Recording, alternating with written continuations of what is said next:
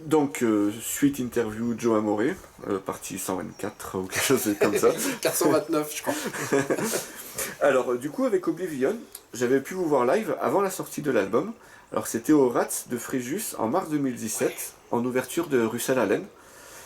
C'était pour un concert caritatif et tu avais chanté d'ailleurs Holy Diver avec lui. Est-ce que tu peux nous parler de cette soirée? Super soirée. Non, vraiment une soirée où j'ai pu rencontrer et puis partager du temps et de la scène, mais aussi en backstage et tout ça, avec une de mes idoles. D'accord. Le côté Dio, en fait. Russell Allen. Non, Russell Allen. Oui, non, mais genre le côté Dio, enfin, les influences Dio, pardon. Oui. Il a le même. Bah, non, je dirais pas, il n'a pas la même voix, mais bon, ça c'est personnel. D'accord. Non, je trouve qu'il a une voix très particulière, il a un super chanteur, quoi, vraiment. Et donc on a passé une journée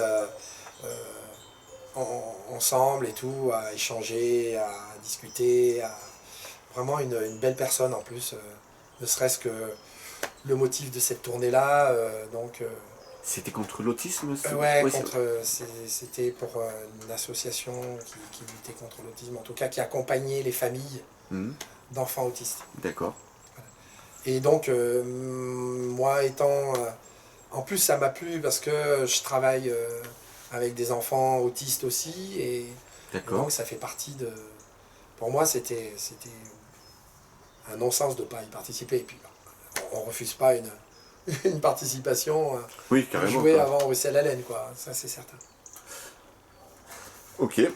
Donc l'album d'Oblivion, donc Resilience, il sort le 23 février 2018. Alors j'ai pas réussi à l'écouter.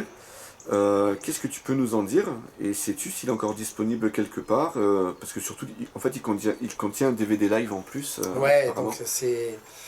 Et tu l'as pas écouté? J'ai pas réussi. Bah écoute, c'est un bon album qui sur lequel on n'a peut-être pas encore, on n'avait pas encore exploité toutes les possibilités. D'accord. Tu vois, toutes les influences, tous les trucs. Un album, je me souviens. Donc, bon, c'était l'euphorie de se retrouver avec des nouveaux musiciens, de se retrouver avec Steph, Rabiou, et de composer, de sortir un album. On a très rapidement eu un label, voilà. C'était vraiment... et puis c'était... on avait, David et moi, on avait cette volonté de dire hey, on est encore là, quoi. Oui, voilà, on n'a pas lâché le morceau, on a encore des choses à dire, quoi. Et donc on est parti sur ce truc-là, et cette envie un peu guerrière, tu vois, d'exister. D'accord. Et donc un album qui est chouette, hein, un bel album. Hein, et du coup, sur la date du Rats en 2017, vous aviez déjà interprété des titres de ce futur album ou pas? J'en ai pas le souvenir, je me souviens plus ce qu'on a fait. Je sais qu'on a interprété quasiment beaucoup de morceaux de Nightmare.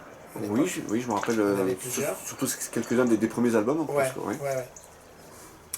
Mais je me souviens plus de... Donc là, j'ai le téléphone qui sonne. Je fais une petite coupure. On se fait une petite pause. Ok.